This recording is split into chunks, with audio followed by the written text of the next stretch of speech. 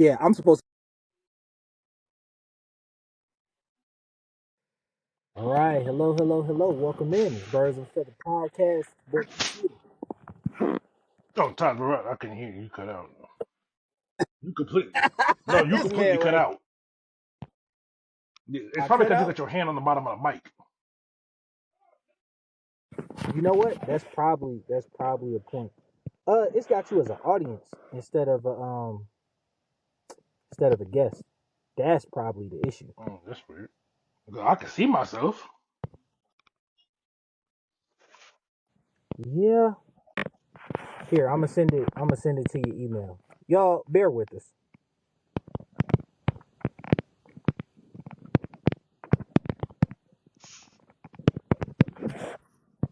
I'm gonna send it to your email. See if that makes a difference. Check my All right. It says you're already invited to the video.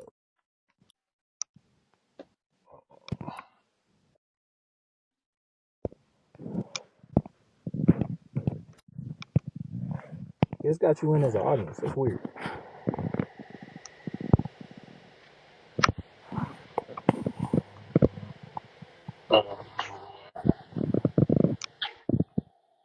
All right. I resent the link. Click that back in again. See if it make a difference.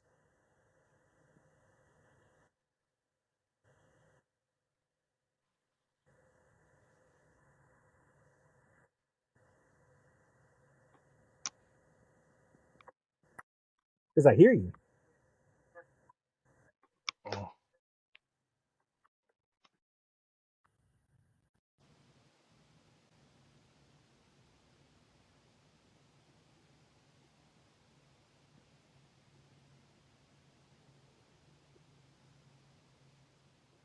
Hey, there you go. you There. see me now? Yeah, we all good. All right, man. So, um, first things first. Falcons lose versus the Carolina Panthers, 44-38. Um, I'm gonna be honest with you. It was a really good game. Like it had me on my edge of the seat most of the game. There was obviously some stuff that got to be cleaned up. We are officially headed into the off season, so like content's gonna change a little bit, guys. But obviously we'll still be here. Man, there was some things I really loved from the offensive side. Some things I absolutely hated from the defensive side. What was your takeaway from today's game, bro? Defense sucks. Yeah, yeah. Um, Give up 44 points to the Panthers.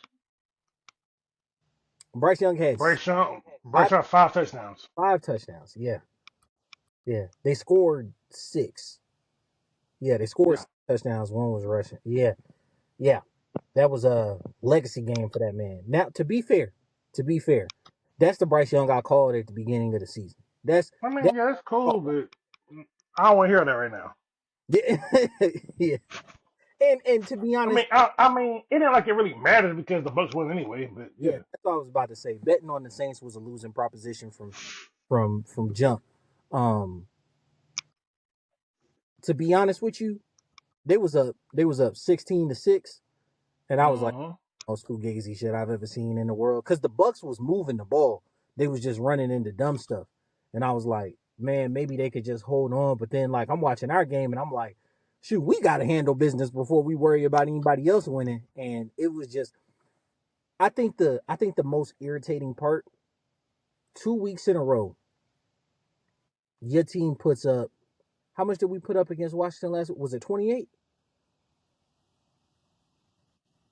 Or did we 24. 24? 24 last week, and then they won 31, or they won 30-24, right? Mm. Like 2 weeks in a row. And yeah, we scored 24 points, but I felt like our offense was really clicking last week. And then even more so this week. 2 weeks in a I can't row say it was clicking last week because Penix was hitting the throws this week that he was missing last week. that he was missing last week. But I'm saying like the offense looked like, oh damn, we got something. 2 weeks in a row, Mm. you your guy doesn't even get to touch the ball in overtime.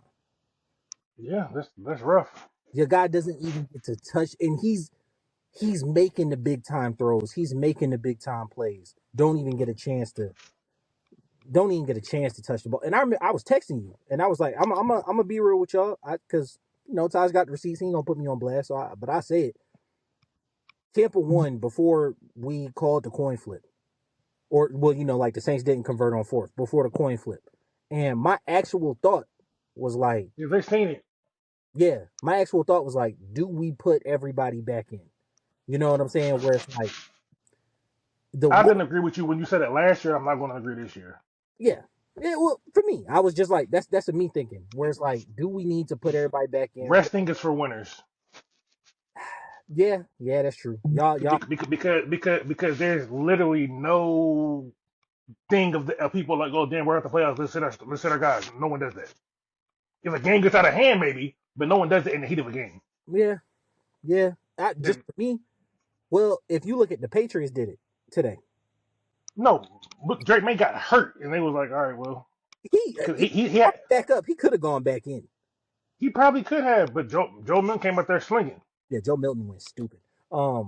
But regardless, and they won the game. Like they didn't pull no one but May because May got hurt last week, so he was already hurt to begin with. and it was just like, yeah, So, I'm good. I'm good so off. like if he's already hurt, there's no need to prolong it. But no one was hurt first. Yeah, that's. I was just thinking Just like, do you put Bijan back in? Do you yes, you put do. Penix? Like, bro, we ain't even Because get to that point. We ain't even get to that point where you can. like, even if we did, Bijan's not the type of person that like he's like, no, I'm going out there because they want to win. Boy, he was sick on the sidelines. Yeah, He they was want to win. sick Like on the sidelines, bro. And I think that's where because if you bench these guys in that's how you lose respect. So you're not trying to win, coach? Why the fuck you benching this?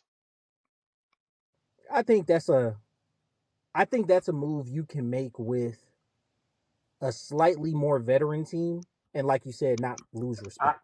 I don't even think you could do it then because if the game is there to be had, why are you benching us when we can win? This once again, this is me. It's just me. Like that makes zero sense. And there's no proof of anyone doing that. I think So is the thought process there is not there for me. I don't understand it. I don't agree with it at its core. that's once again that's just for me, because how I look at it, this is how I view it. Yeah, Penix, I get it. You don't want no injuries for next season, but shit, what difference would that make? Like you said the same thing last year, and we're in the same position this year. yeah, shit can happen in the offseason. You can't forego wins for the sake of injury. Like if that's the case, why play the game at all? That's what you sign up for when you start playing football. When You know the risk. the game is there, and like it could mean something, like it's not something I do in a second. It's a thought I would have. Now, to be fair, to be fair, I wouldn't continue with it, especially if the guys had pushback on it. I would at least ask, hey, you want to go back in? You got competitors on the team, they're gonna say yeah, you roll with it, right? But just for me, that's a question I'd at least ask, because at this point in time, we're not playing for we're not playing for anything at this point. Because Tampa won. Mm, okay. See, I fundamentally disagree with that because I believe in momentum. Winning matters because like let's take it back to year one of the Detroit Lions. They were stinking it up, and then they went on a little hot streak at the end of the season. That momentum carried on into the following season, and now this season. Momentum matters. I don't believe in just foregoing wins because it doesn't matter. The shit matters. Winning matters. You want to build reps. You want to build momentum. You want to build continuality. You want building blocks to build off of. And if you're just foregoing wins, that makes you look weak as a leader. Because, coach, why aren't we winning the game? Well, we ain't got no punches. Then what the fuck are we here for? These people are paid for a job. They get paid to do this. Like so, I fundamentally disagree with just foregoing a game because it means nothing. But like, you still got a job to do. Nah, I get that, and there's still pride out there. Because what's the benefit to benching them? To play some guys that ain't gonna be in your team next year? I think that in the service of protecting the guys who will be, yeah. So you piss off the guys that want to play by saying sit down and bench for guys that ain't gonna be there. No, once again, I'm not saying you make that decision unilaterally. I'm not saying you go and you just, hey, nobody's playing. I say it's a question. You ask. And Yeah, that ain't no question. I don't even think it's something you ask every single player on offense or defense. You get the leaders of your team. Hey, we're still in this, guys. Like, and that's all it got to be. That's all it got to be. Because Yeah, I don't agree with that mindset at all. that's once again, that's a me thing. That's a me thing. Because what I look for is the investment in the future and the protection of that investment. You have the Then why even play the game at all if that's but the case? football is not like, and I actually had this take in one of the Hawks lives. Football is not like basketball in the sense of like that momentum is actually guaranteed to carry over year. Everybody uses the Lions as an example, right? Which is cool, right? But there are plenty of teams like the Panthers finish the season strong. Yeah, they laid an egg versus the Bucks, but they finished the season strong. Yeah, and They showed a lot of promise in the second half of the season. it That gives you momentum a lot of will carry over. like, okay, yeah, no, next season's gonna be better. But nobody uses Tennessee from last year as they were starting Levis and they ended the season what 3-3 But with they also changed coaching staffs they end the season 3-3 with him as a starter, brought him in the next season. It's been trash all year. No one because used they those. changed that's not that argument doesn't really hold much because you changed the whole staff. The coach got fired. You brought in a whole new coach with a brand new offense. If you're in the same system, then it holds weight. With the Lions, they had the same system, so it holds weight. Detroit, Tennessee, they changed everything. Look at So like look at New Orleans from last year. they had the same coaching staff. Hmm? They had They the same coaching staff. they changed coaching staff in the middle of this year. New Yeah, Orleans. in the middle, but they got fired. Yes, but like What did New Orleans end with last season? I don't remember, but I know that they probably had some momentum and it carried over and it started out hot and then the shit just fizzled out. That's why the dude got fired. They started out 2-0 and then lost 6 in a row. Yeah, Five or it fizzled out. The so injuries also fucked them. They had a fuck ton of injuries. in that momentum talk, no one like football is not one of those things where it's It just I guaranteed. I, I disagree. Momentum matters No, I'm not saying it because doesn't matter. It's not guaranteed to build upon itself. It's not. because the thing is when you look at it like when you look at like okay, New Orleans probably is not the best example to use because that It, coach probably already on his way out. example, I can give you a bad one. Within the No, last no, no. like What I'm talking about is hold on. Let me finish. Hold on. When you got coaches in their first year, you want to build upon their momentum. Detroit first year, Tennessee that went back because the coach is gone. Um, us we're in our first year with Raheem.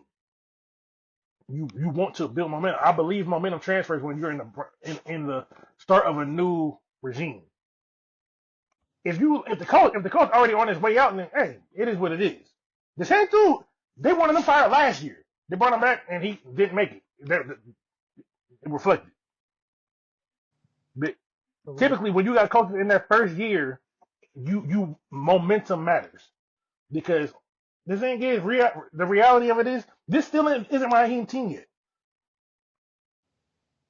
I Because agree. really, because he can't mold the team like the quarterback position. That's all him.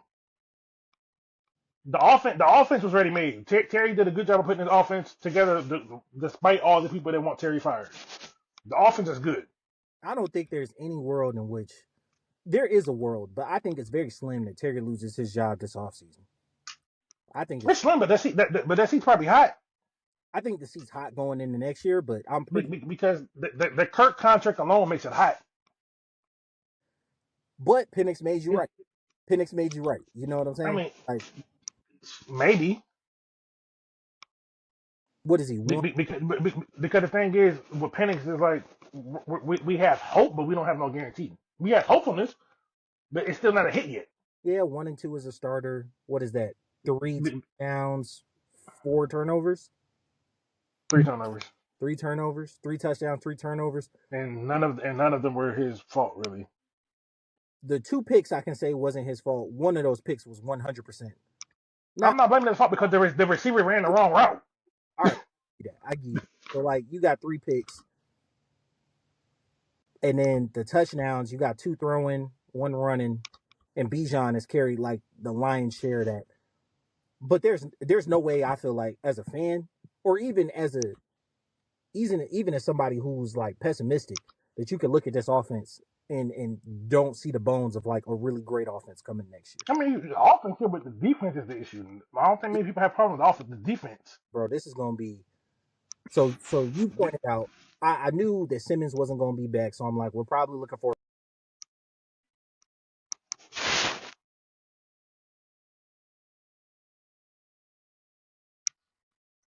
all right. That See, at linebacker is probably the lowest position on my totem pole when it comes to needs. We need a second corner.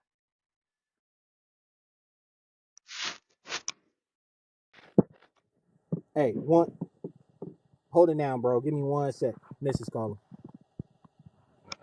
Well, I don't really care about myself. Yeah, we on a brief intermission because I can't really spout my take to be in here. So, yeah.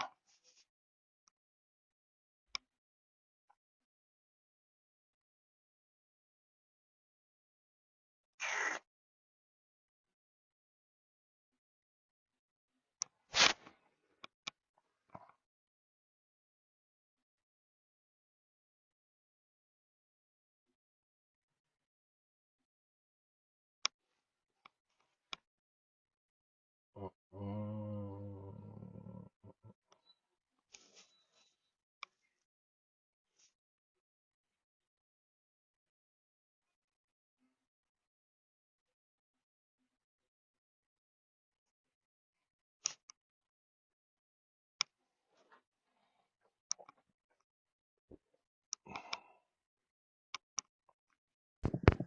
All right, appreciate you, bro. Now, you were saying. no, I was saying like linebacker's not even like in my top half of needs. Honestly, I mean we need one, but we need it.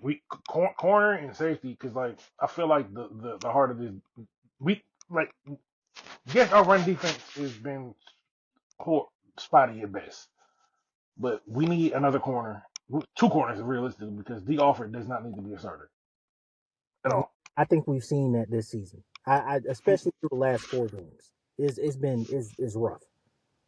Because like I don't know if it's a scheme thing or it's a him thing, but like typically like one thing I've seen from him is like he's been defending himself on the internet, and whenever you get to defending yourself, you lost. Yeah. Yeah.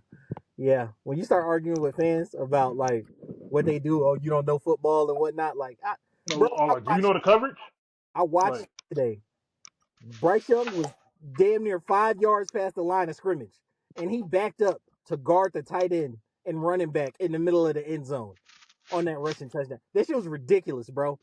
That shit was no, ridiculous. but see, like that play's probably like the least egregious one because it's like he's been getting teams have been pointing, just targeting him in coverage repeatedly and just going after him with no fear of anything. Like Yeah, he was making those plays in the first few games, but I guess teams like Mike Hughes is playing solid, AJ Terrell's good, so he's our bitch. Clark Phillips. Clark Phillips has been playing. Okay, he's at this point he's a depth guy. He's been. I when I see him on the field, it's not like somebody that I see them picking on. The crazy part about it though, The Saints picked on him. at his size, you would think he would work with like shifty guys and smaller guys. He's a boundary corner. That's Yeah, the he doesn't see the thing is like if Clark Phillips is like even like 2 to 3 inches taller, he'd be much better. he'd be But elite. the thing with Clark, I like Clark because like this ain't no slight at Clark. Is just he's not tall and he's not fast. Yeah, Um, you kind of and I think straight line he may be fast. He's not. He's not. not even like cause straight line he's a 4'5" guy. You can't be 5'9" and 4'5". That's yeah. But I mean, he plays the angles. He plays the boundary well. He is. I He's mean, yeah, but when you put speed on there to challenge him, he gets cooked. he does. He does. That's it. Because that's what because the Saints targeted him. Yeah, the Saints got after him. Um, And it's like I like him, but like and, at this point, unless I see like some real growth in the off season, I look at him as a depth guy. Leggett didn't play a lot of this game, didn't he? Like he got hit early, and then I So didn't who? like Leggett. Oh, look, I got I was on him. I saw him get hit He early. probably didn't. in the back, and then I saw him on like the series after, and then he kind of just I didn't I see. mean, I don't. It didn't really matter in any because we couldn't stop whoever they was throwing to anyway. Uh, Coker cooked. That shit was And Coker's an undrafted free agent. that was ridiculous, bro. May have got that man a roster spot for next year. Like Oh no, he definitely got a roster spot that is crazy. because no because he's been a pretty big part of the offense like the second half of the season. Then It's been him and Liga, but their tight end zero. He was doing pretty good for a good bit of the he game. he he caught AJ Terrell. He caught AJ Terrell because Terrell big. I And think Bryce might have pump faked or something, but he big. the amount of big, big conversions we give up is crazy to me. Crazy. You had a face mask that put them in 1st and 25, and he hits a hole shot on you the next play. Yep. That's bananas to me, and it's very reminiscent. Yeah. Look at like that's the example. I was about to go off on Clark, but he got face mask. I'm like, Clark, what the fuck? Oh, okay, you got face mask. My You got bad. face masks. You know what I'm saying? That give you 15 extra yards. And then it's not even a receiver. You let a tight end hit you on that. That's crazy to me. He got hit. But it looked like it was like a cover two zone probably, but he definitely bit. But On it looked that was just that was a cover two hole shot. That's what really all it was. And AJ Terrell bit down a little bit, but his responsibility is the flat they got or behind, Tampa two, whatever you want to call it. got in between him and Jesse, and that was a terrible. It was a great throw. It was a great throw. It's just like No, I think the play design worked because it is one of them things where the play design versus our coverage is the perfect match for them. Because you had something to run into the flat. That's what AJ bit on. and when I look at it, I think that our defense has they did a better job of getting to the quarterback. And I remember Jimmy Lake and people wanting to lambast him on the stake with him saying, "We're doing everything we need to do. We're just not getting home." And then you saw it over like a 3-4 week stretch where it's like, no, they're getting home. Yeah, because like we led the league in sacks since week 13. Yeah, they're getting home. And then this game, you had almost no pressure. I don't think we had a sack. Um, The only one we did, I think it was like either a penalty or something. I don't. Yeah, I don't remember us. No, yeah. The only one we had, Judon jumped off sides. Yeah, and then there wasn't a whole bunch of pressure, and it's like to me, what it looked like is like they were daring. They thought they were playing the same Bryce Young that they played last year. Because when we played Andy Dalton this year, that's when we played Carolina. When Uh, we played Andy Dalton. When we played Carolina, yeah, no, yeah. when we played Carolina last year, the defense was, and Raheem wasn't even here, but the book was out on Bryce to make him make perfect throws into tight coverage. He been hitting See, us. but see, He been see, hitting. I can't say that we played them like we were playing them last year because the coaching staff. This is a different style of defense, so I can't even really give that much legs. But I we're can't get. constantly To dropping. me, this looked like a regression of Jimmy Lake because he did a lot of things that he was doing before the bye week in this game, and it showed. I think we were what dropping Um, yeah, consistent because like the first big play was like you had Judon matched up on the running back. Like on Miles I really do not like that. on Miles Sanders with the safety. Now there was safety help over top, but the play design Yeah, it was a post. It was a post from the X receiver. So yeah, taking your safety away, and it really is just a one on one. It's a good play design, but it's a good play design, but I don't like Judon in that matchup. Like we need more athletes for sure. and I wouldn't mind. Judon's I due wouldn't mind them back. You say he's what? Judon's due for a payday. Um, Yeah, but I don't know what that payday even looks like for him. that's what they gave up a third for him. It's real hard not to re-sign him Based on what I've seen, is not that hard. unless you're really going to be aggressive in the draft. Which when you have your quarterback, you can be. You are aggressive in the draft on moving down, securing more picks. But it really just What what do you want to do in the draft? Do you want to stockpile more young talent? Do you want to get aggressive and go for blue chip talent? What the thing? But this draft, it's such a weird draft. I don't think there's anyone really worth mortgaging the future for. which is But why I'm like, is there a lot of difference between pick 42 and pick 56? And can you move down within the second oh, round, I fully expect a second round trade because I don't think Terry has stayed pat in the second at all. But I think we might even see a first round trade.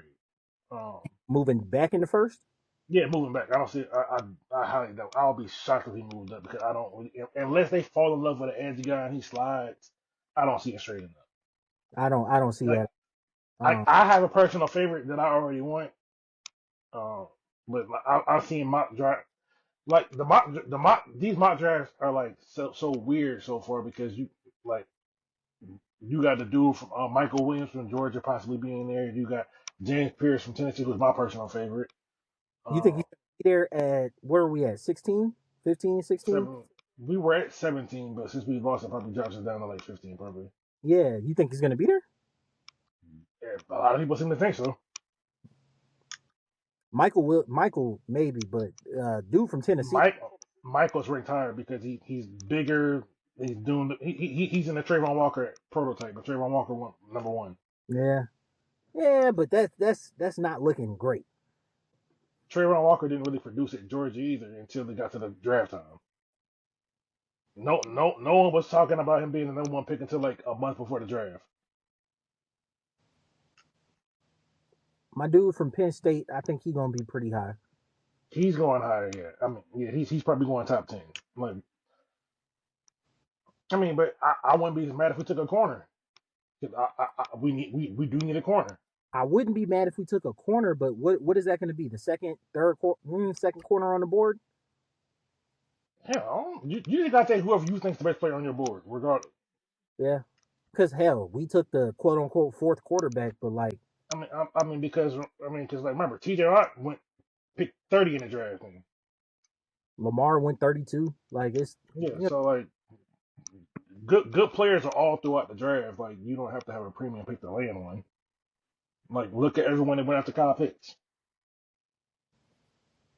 I think that uh, you don't have to make a decision on Pitts. What is this? 2 catches, 20 something yards. Uh, They didn't have like my biggest thing is that they don't have like a plan for how they want to use them. at all. That's what it looks like at all. It doesn't look like y'all are featuring him. It doesn't look like y'all are running play. Now, remember what I said after his first start, where I was like, "Yo, it definitely looks like he's got a connection with London." Yeah, that's 100% coming in. That Oh was like yeah, but Mooney being out definitely fueled it too though. But that was his main target for the day. London had a huge day. Um, it sucked that this. It just you had so many good points on the offense that it sucked today didn't end with a win. Um, yeah, but I and think like Bijan is like so close to like being in that Saquon conversation because the difference between him and Saquon is Saquon breaks the big runs, Bijan doesn't. And it's not like he doesn't have the vision or the speed. You Like want it's just that much because he almost had one earlier today. They grabbed him right before he could take off. yeah, and the crazy part is when you're looking at him, he is big. Don't get me wrong, he is, but he don't look super big until like, bro, he get into that pile and that thing start moving, bro. Yeah, Like, because there was two Panthers at the line and he drove them back like 5 yards. yeah, on that fourth down, Yeah, yeah, bro. Like, Bija is like, no, but yeah, he's like 5'10", he's 5'11", 6 foot 220. yeah, he got the shiftiness to make you miss, but like, I, as I don't far as, think people realize that he's as compact as he is. Like people don't realize like 220. That's a big bat. yeah, yeah, he's moving the line, bro, and that's where Algier obviously is going to come back next year. I'm not super concerned about that. They drafted Jace last year, so like Yeah, I doubt we they go. probably gonna draft him. It might be an undrafted back, but I wouldn't be surprised if we drafted another back because That's where I was going with it. I think you get an undrafted back this year. You don't worry about drafting anybody this year, but and so like that's what I'm saying. Like on the offense, maybe if you in the second round. after moving down for like see a wide receiver slide. Yeah, we need a receiver. We definitely need another receiver, especially if they do. Because I think a lot of this depends on what they do with Pitts. Like they got to really sit down and figure out a plan for him. If you can't figure out a plan for him, trade him. Yeah, because you can find blocking tight ends who can make a play every now and then within Yeah, this. because they use Charlie Warner more than they use Pitts when it comes to clear rundowns. They're using him more. Yeah, So like if you're gonna do that, just trade him. Get a tight end that you can trust on the field more.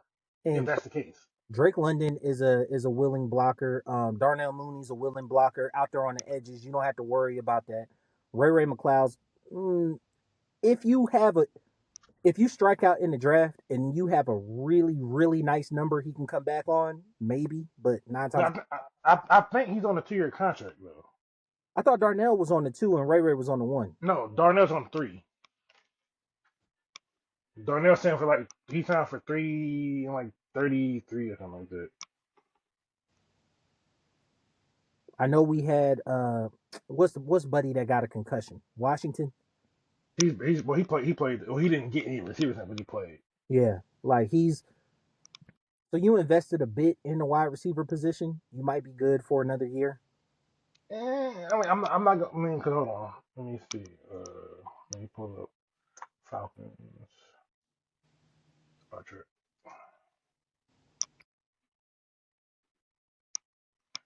because receiver wise I know we have Drake Mooney. Let's see who was our ultimate free agent. Okay, practice squad, dead money. Come on, get me to the free agents, baby.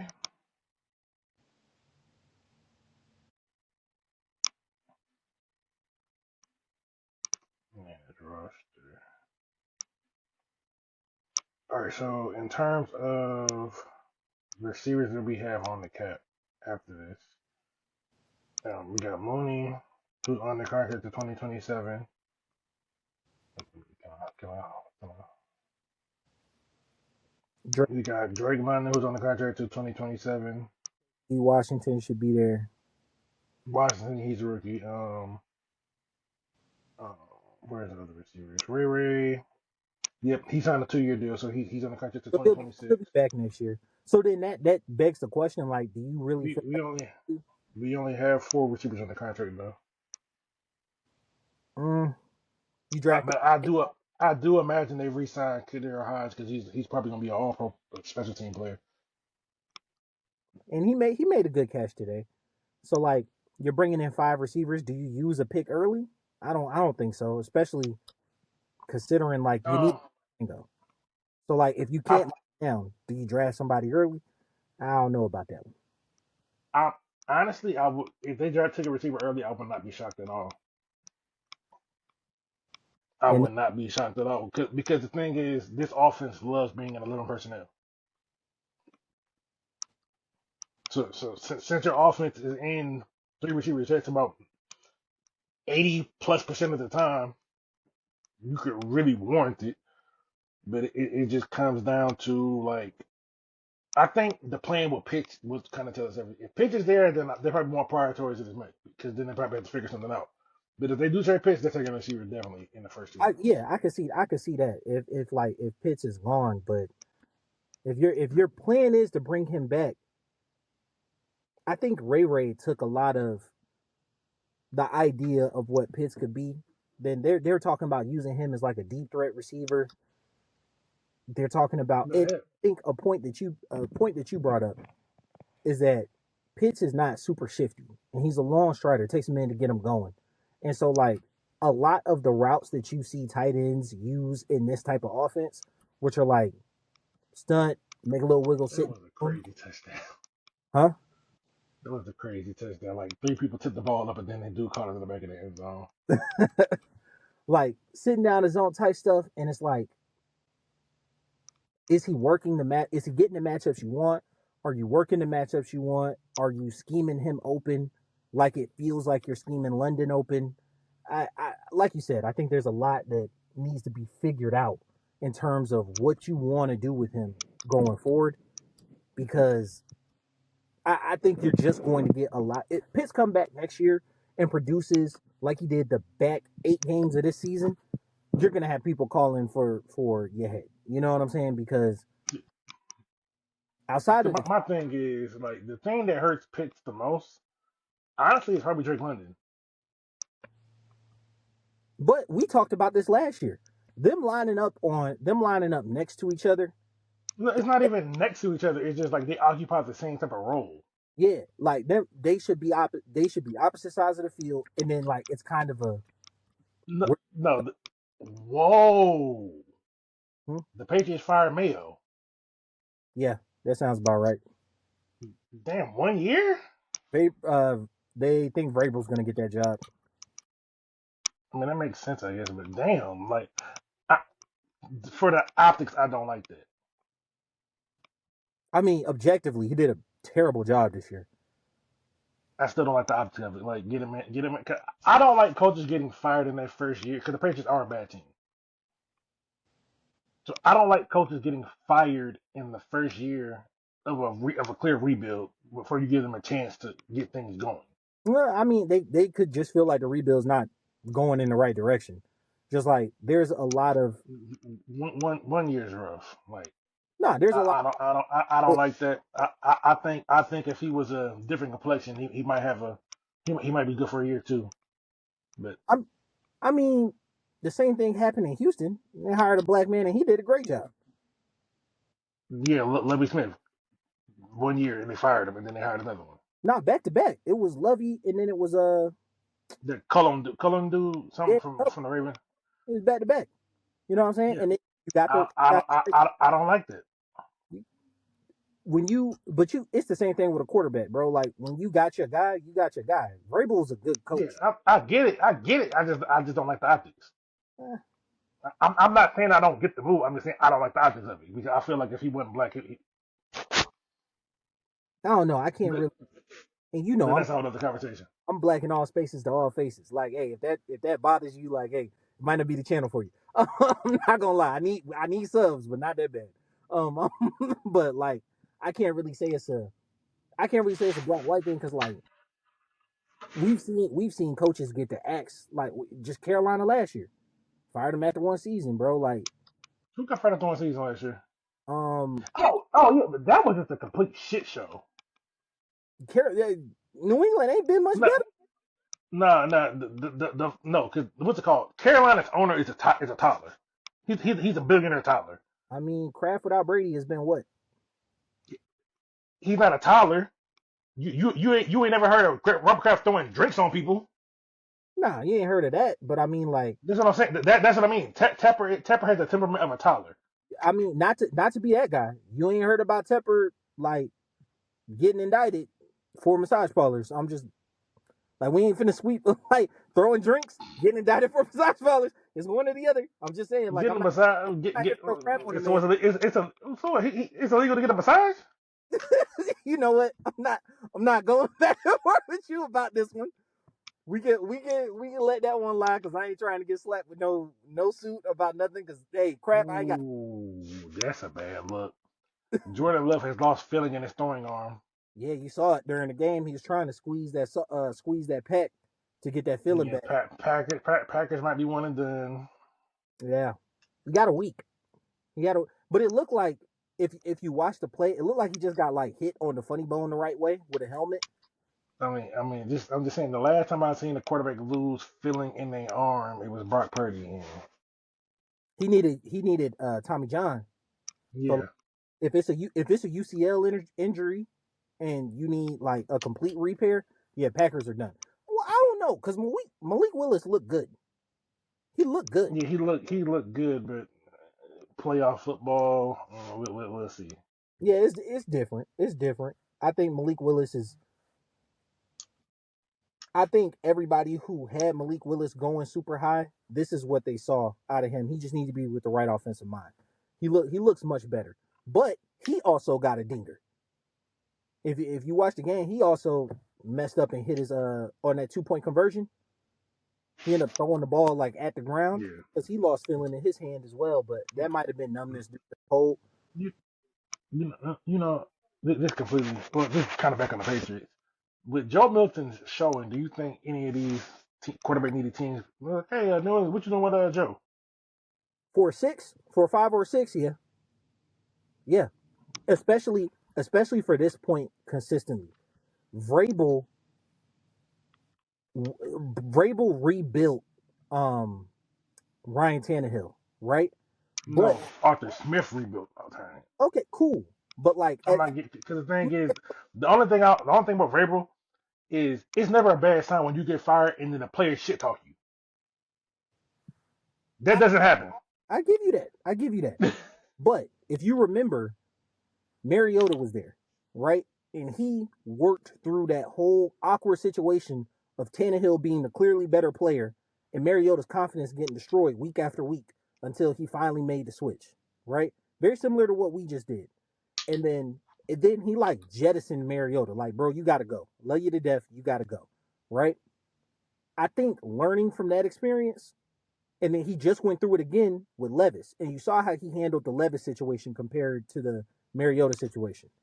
Okay, so here's my take. He never won a Levis. I think it was an owner decision. I do think it, No, it was the GM yeah, which I get. because they hired a brand new GM because clearly Vrabel didn't have any power in there because he didn't want AJ Brown traded because during the trade he was visibly upset that they traded AJ Brown. Which I, Visibly. you're dealt the cards you were dealt. Look how he handled the situation. I don't think he's gonna let a really talented quarterback be the backup for a long period of time, especially a young one. I think he's gonna work to, if there's a trade available, go ahead and move him along.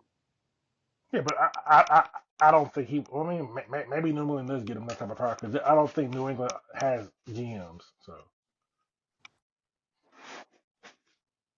I think they do. they don't have anyone that holds the actual title of GM. Yeah. Now possibly not because Belichick held it forever. I don't know who was picking Mayo's picks, but the point is, like, I think he learned from that situation, and you bring that experience in. You have those conversations.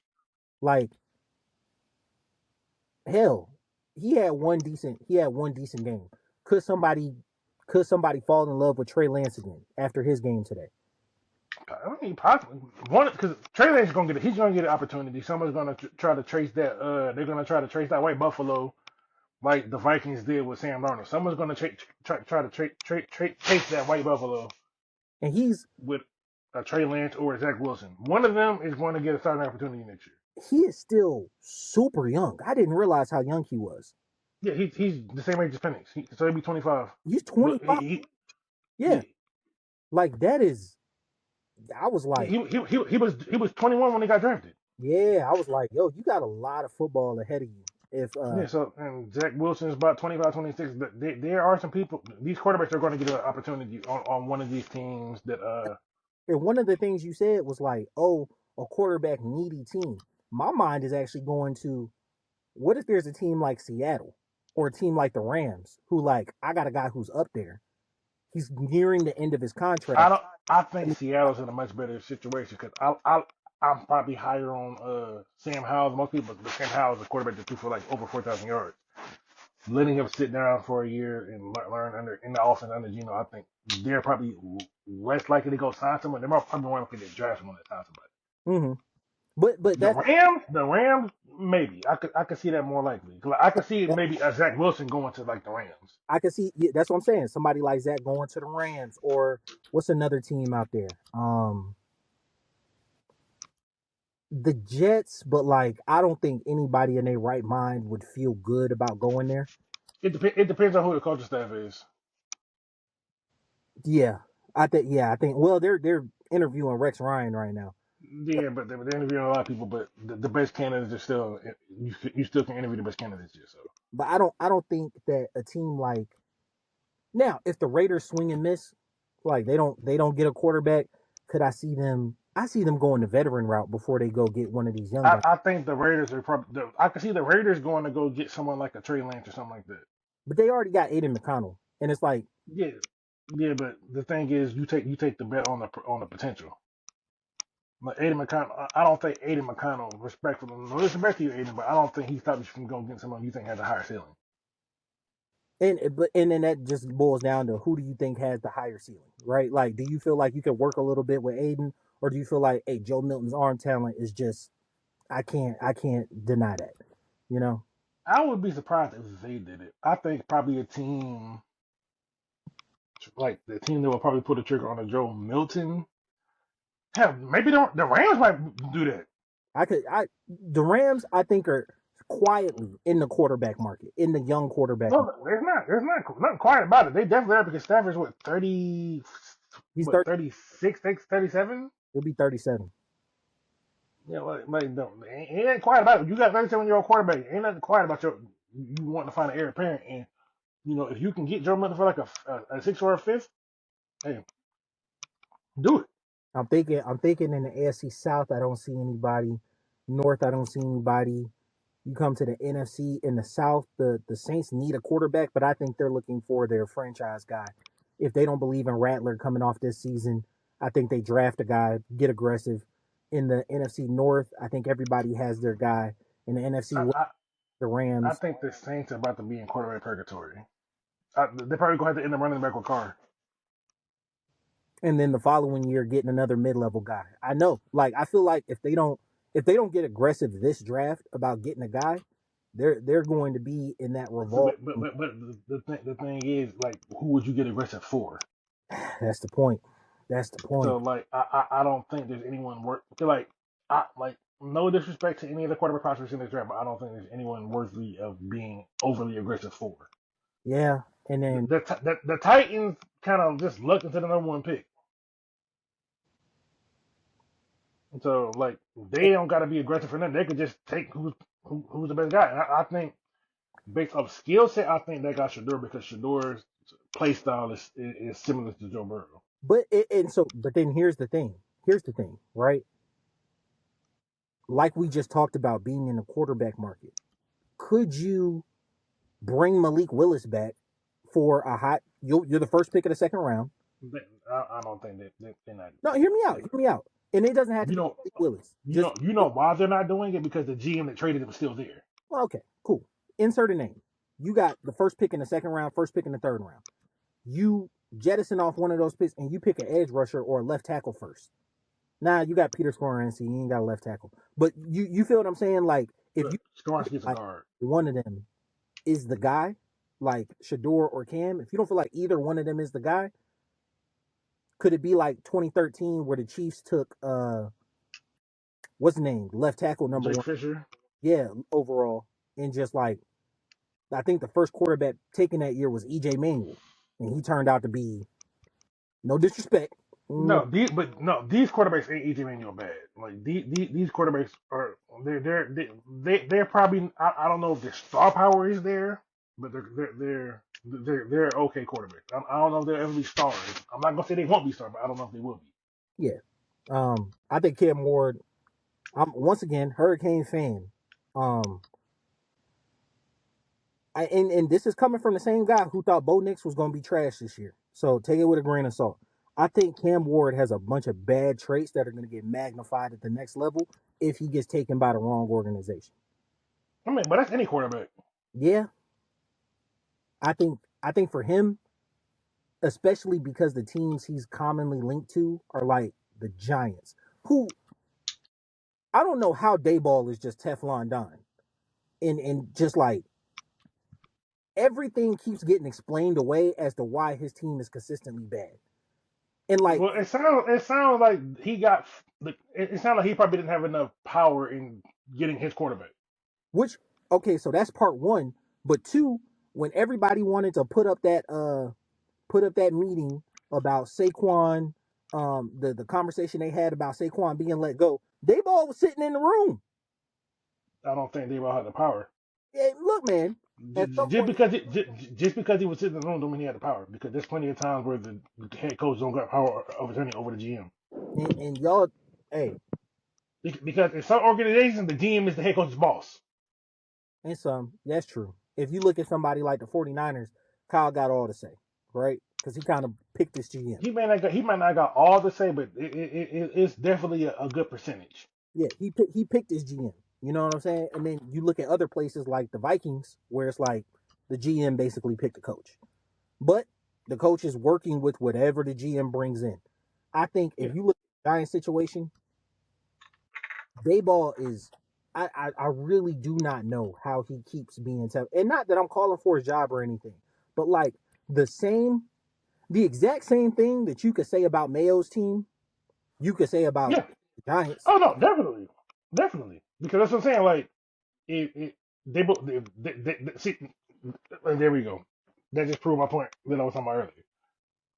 But I mean, like Like you've had white coaches get axed after one season.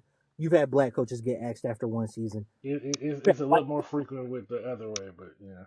you've had white quarterbacks get done up in one season, black quarterbacks get done up in one season. If you feel like you got the guy, I'm talking about more so with coaching than I'm talking about quarterbacks. yeah, but I Quarterbacks, mean, if you bad, you bad. But like I feel like do the certain people Giants feel get more like chances than they should. ready and waiting? Hmm? Do the Giants feel like they have a guy ready and waiting? I feel like the Patriots have already done the backdoor dealings and got Yeah, Vrabel well, waiting. I mean, Vrabel probably made it because the thing is, the thing is, they can hire Vrabel right now if they want to because he's not tight.